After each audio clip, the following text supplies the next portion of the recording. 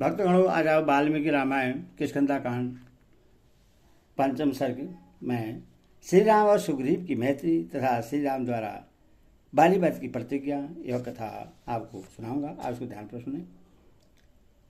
श्री राम और लक्ष्मण को ऋषिमुख पर्वत पर सुग्रीव के वास स्थान में बिठाकर हनुमान जी वहां से मल्ल पर्वत पर गए, जो ऋषिमुख का ही एक शिखर है। और वहां वानरराज सुग्रीव को उन दोनों रघुवंशी वीरों का परिचय देते हुए इस प्रकार बोले। महाप्राग, जिनका पराक्रम अत्यंत दृढ़ और अमोघ है, वे श्री रामचंद्र जी अपने भाई लक्ष्मण के साथ पधारे हैं। इन श्री राम का आविर्भाव इक्ष्वाकु कुल में हुआ है। ये महाराज दशरथ के पुत्र हैं और स्वधर्म पालन के लिए संसार में विख्यात हैं। अपने पिता की आज्ञा का पालन करने के लिए इस वन में इनका आगमन हुआ है। जिन्होंने राजस्वी और अश्वमेध यज्ञों का अनुष्ठान करके अग्निदेव को तृप्त किया था, ब्राह्मण को बहुत सी दक्षिणाएं बांटी थी और लाखों गौएं दान में दी थी। जिन्होंने सत्य भाषण पूर्वक तप के द्वारा वसुधा का पालन किया था, उन्हें महाराज दशरथ के पुत्र ये श्री राम पिता द्वारा अपनी पत्नी कैकेयी के लिए दिए हुए वर का पालन करने के निमित्त इस वन में आए हैं। महात्मा श्री राम मुनियों की भांति नियम का पालन करते हुए दंडकारण्य में निवास करते थे। एक दिन रावण ने आकर सुने आश्रम से इनकी पत्नी सीता का अपहरण कर लिया। उन्हीं की खोज में आपसे सहायता लेने के लिए ये आपकी शरण में आए हैं। ये दोनों भाई श्री राम और लक्ष्मण आपसे मित्रता करना चाहते हैं। आप चलकर इन्हें अपनाइए और इनका यथोचित सत्कार करें, क्योंकि ये दोनों ही वीर हम लोगों के लिए परम पूजनीय हैं। हनुमान जी का यह वचन सुनकर वानरराज सुग्रीव स्वेच्छा से अत्यंत दर्शनीय रूप धारण करके श्री रघुनाथ जी के पास आए और बड़े प्रेम से बोले, प्रभु, आप धर्म के विषय में भली भांति सुशिक्षित, परम तपस्वी और सब पर दया करने वाले हैं। पवन कुमार हनुमान जी ने मुझसे आपके यथार्थ गुणों का वर्णन किया है।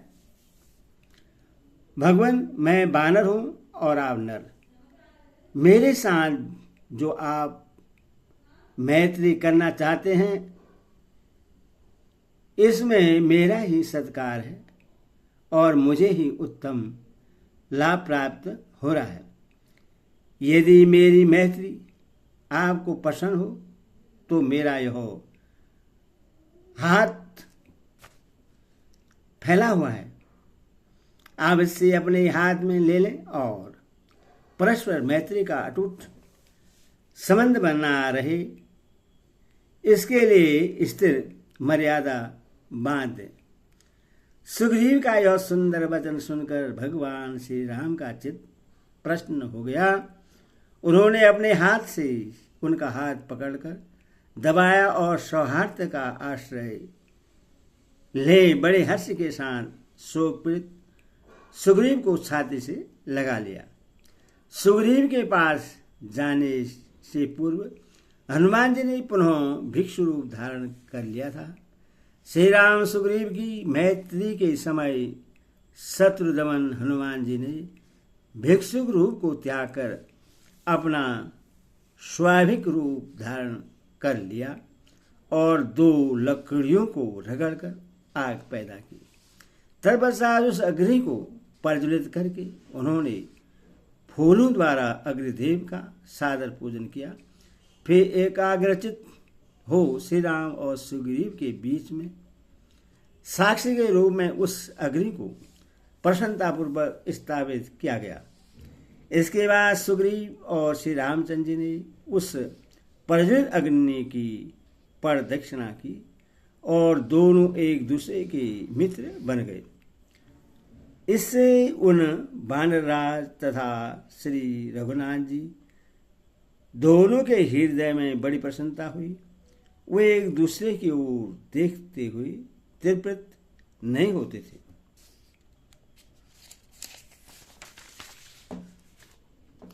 उस समय सुग्रीव ने श्री रामचंद्र जी से प्रसन्नतापूर्वक कहा, आप मेरे प्रिय मित्र हैं। आज से हम दोनों का दुख और सुख एक है।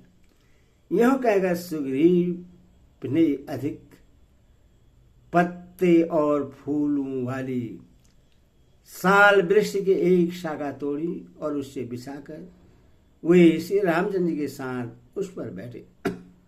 तदंतर पवन पुत्र हनुमान ने अत्यंत प्रसन्न हो चंदन वृक्ष की एक डाली जिसमें बहुत से फूल लगे हुए थे तोड़कर लक्ष्मण को बैठने के लिए दिए।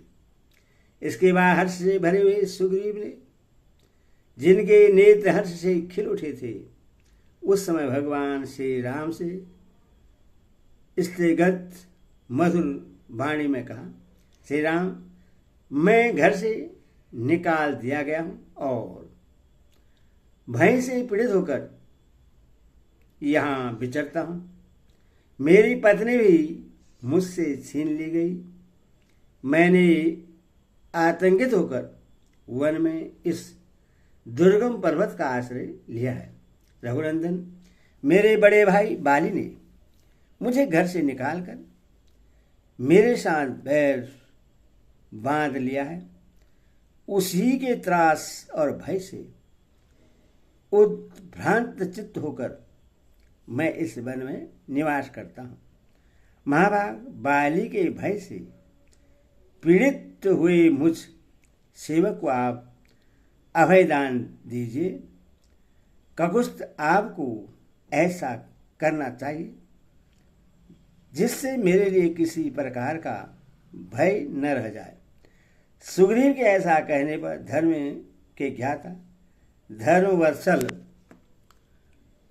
ककुस्थ कुलभूषण तेजस्वी श्री राम ने हंसते हुए से वहां सुग्रीव को इस प्रकार उत्तर दिया, महाकवि, मुझे मालूम है कि मित्र उपकार रूपी फल देने वाला होता है। मैं तुम्हारी पत्नी का अपहरण करने वाले बाली का वध कर दूंगा। मेरे तू ऋण में सर्गहित होते ये सूर्य तुल्य तेजस्वी बाण अमोघ हैं। इनका वार खाली नहीं जाता। ये बड़े वेगशाली हैं। इनमें कंक पक्षी के परों के पंख लगे हुए हैं जिनसे ये आच्छादित हैं। इनके अग्रभाग बड़े तीखे हैं और गांठें भी सीधी हैं। ये रोष में भरे हुए सर्प के समान छूटते हैं और इंद्र के वज्र की भांति भयंकर चोट करते हैं। उस दुराचारी बाली पर मेरे बाण अवश्य गिरेंगे। आप देखना, मैं अपने विषधर सर्पों के समान तीखे बाणों से मारकर बाली को पृथ्वी पर गिरा दूंगा। वह इंद्र के वज्र से टूट फूट कर गिरे हुए पर्वत के समान दिखाई देगा। अपने लिए परम हितकर वह श्री रघुनाथ जी का वचन सुनकर सुग्रीव को बड़ी प्रसन्नता हुई। वे उत्तम वाणी में बोले, वीर पुरुष, मैं आपकी कृपा से अपनी प्यारी पत्नी तथा राज्य को प्राप्त कर सकूं, ऐसा यत्न कीजिए। नरदेव, मेरा बड़ा भाई बैरी हो गया है। आप उसकी ऐसी व्यवस्था कर दें जिससे वह फिर मुझे मार न सके। सुग्रीव और श्री राम की इस प्रेमपूर्ण मैत्री के प्रसंग में सीता के प्रफुल्ल कमल जैसे कपिराज, बाली के सुवर्ण जैसे तथा निशाचरों के प्रज्वलित अग्नि जैसे बाई नेत्र एक साथ ही फड़कने लगे। इस प्रकार श्री वाल्मीकि आर्ष रामायण आदि का भी किष्किंधा कांड का 500 सर्ग पूरा हुआ। हरि ओम।